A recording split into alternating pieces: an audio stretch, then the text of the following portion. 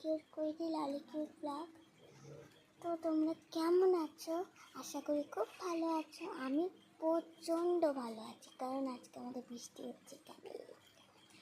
বৃষ্টি চুল বৃষ্টি হচ্ছে। তো মেঘলা মেঘলা করেছিলাম, মাকে বলেছিলাম যে বৃষ্টি হবে, মা বিশ্বাস করেনি।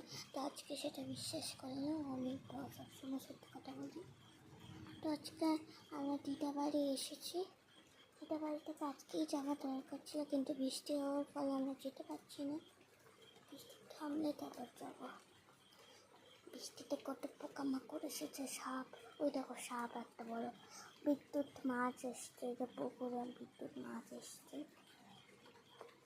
তো এখন কটা বাজে দেখি, 3টে বেশি বেজে গেছে। তো এখন তো আমার মা সবাই এখন যাবে, বৃষ্টিতে একটু থেমেছে, রেডি হবো। তো বাড়ি গিয়ে একদম তোমাদের সাথে কথা বলবো। তো এখন টাটা।